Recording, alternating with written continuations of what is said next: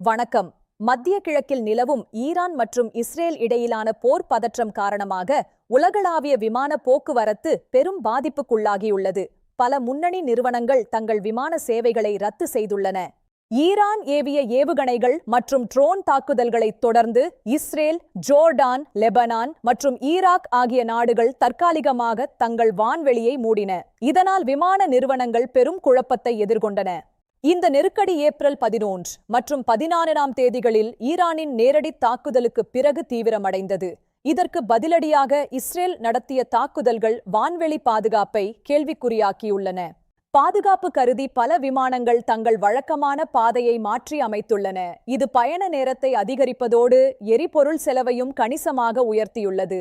ஜெர்மனியின் லுஃப்தான்சா நிறுவனம் தெஹ்ரானுக்கான தனது விமான சேவைகளை இந்த மாதம் இறுதி வரை நிறுத்தி வைத்துள்ளது. மேலும் ஈராக் வான்வெளியையும் அது தவிர்த்து வருகிறது. இந்தியாவின் ஏர் இந்தியா நிறுவனமும் மத்திய கிழக்கு நாடுகளுக்கான தனது சேவைகளை தற்காலிகமாக நிறுத்தியுள்ளது. சில விமானங்கள் மாற்றுப்பாதையில் இயக்கப்படுகின்றன. ஆஸ்திரேலியாவின் குவாண்டாஸ் நிறுவனம் பெர்த், லண்டன் இடையிலான நேரடி விமானங்களில் ஈரான் வான்வெளியை தவிர்க்க சிங்கப்பூரில் எரிபொருள் நிரப்ப வேண்டிய கட்டாயத்திற்கு தள்ளப்பட்டுள்ளது. துபாய், தோஹா மற்றும் அபுதாபி போன்ற முக்கிய விமான போக்குவரத்து மையங்கள் இந்த ரத்துகளால் பெரும் பாதிப்பை சந்தித்துள்ளன. ஆயிரக்கணக்கான பயணிகள் விமான நிலையங்களில் காத்திருக்கின்றனர். யுனைடெட் ஏர்லைன்ஸ், ஏர் கனடா மற்றும் பிரிட்டிஷ் ஏர்வேஸ் போன்ற நிறுவனங்களும் டெல் அவிவ் நகரிற்கான தங்களது சேவைகளை மே மாதம் வரை ரத்து செய்துள்ளன. நீண்ட தூர பயணங்கள் மற்றும் எரிபொருள் தேவைகள் காரணமாக விமான நிறுவனங்களின் இயக்கச் செலவு அதிகரித்துள்ளது. இது வருங்காலத்தில் விமான கட்டண உயர்வுக்கு வழிவகுக்கும். பயணிகள் போக்குவரத்து மட்டுமல்லாது உலகளாவிய சரக்கு போக்குவரத்தும் இந்த தடைகளால் பாதிக்கப்பட்டுள்ளது. மருத்துவப் பொருட்கள் மற்றும் அத்தியாவசிய பொருட்களின் விநியோகத்தில் சுணக்கம் ஏற்பட்டுள்ளது. வான்வெளியில் எதிர்பாராத தாக்குதல்கள் அல்லது தவறான அடையாளங்களால் ஏற்படும் ஆபத்துகளை தவிர்க்கவே விமான நிறுவனங்கள் இந்த முன்னெச்சரிக்கை நடவடிக்கைகளை மேற்கொண்டு வருகின்றன. சர்வதேச விமான போக்குவரத்து சங்கம் எனப்படும் IATA இந்த அபாயங்களை குறைக்க பல்வேறு நாடுகளுடன் ஒருங்கிணைந்து செயல்பட்டு வருவதாக தெரிவித்துள்ளது.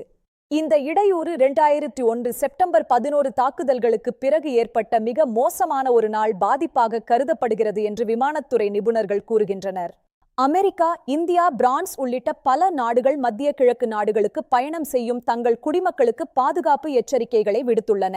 தற்போது சில வான்வெளிகள் மீண்டும் திறக்கப்பட்டாலும் போர் மேகங்கள் முழுமையாக விலகாததால் விமான நிறுவனங்கள் இன்னும் முழுமையான சேவையை தொடங்கவில்லை.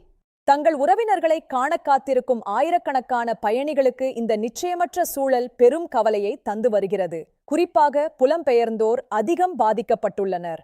புவிசார் அரசியல் பதற்றங்கள் உலகளாவிய விமானத்துறையின் பலவீனத்தை மீண்டும் ஒருமுறை வெளிச்சம் போட்டு காட்டியுள்ளன. ஒரு சிறிய மோதல் உலகையே பாதிக்கும் வல்லமை கொண்டது. அடுத்த சில வாரங்களுக்கு விமானப் பயணத்தை திட்டமிடுபவர்கள் தங்கள் பயணத்தை தொடங்கும் முன் விமான நிறுவனங்களின் நேரடி அறிவிப்புகளை சரிபார்க்குமாறு கேட்டுக்கொள்ளப்படுகிறார்கள். நிலைமையை உன்னிப்பாக கவனித்து வருவதாகவும் பயணிகளின் பாதுகாப்பே தங்களின் முதல் முன்னுரிமை என்றும் எமிரேட்ஸ் மற்றும் எதிஹாட் நிறுவனங்கள் தெரிவித்துள்ளன. தொழில்நுட்ப உதவிகளுடன் மாற்றுப் பாதைகளை உருவாக்குவதில் விமான கட்டுப்பாட்டு மையங்கள் இரவு பகலாக பணியாற்றி வருகின்றன. இதனால் ஓரளவு பாதிப்புகள் குறைக்கப்படுகின்றன. பயணிகள் பொறுமையாக இருக்குமாறு கேட்டுக்கொள்ளப்படுகிறார்கள். இந்த இக்கட்டான சூழலில் பாதுகாப்பான பயணத்தை திட்டமிடுவதே புத்திசாலித்தனம். மத்திய கிழக்கின் இந்த நிலைமை எப்போது சீராகும் என்பது இப்போதைக்கு தெரியவில்லை. உலக அமைதியே விமானப் பயணங்கள் மீண்டும் முழுமையாக தொடங்குவதற்கு வழிவகுக்கும். இதுபோன்ற உலகளாவிய செய்திகளை தெரிந்து கொள்ள எங்களுடன் இணைந்திருங்கள். நன்றி, வணக்கம்.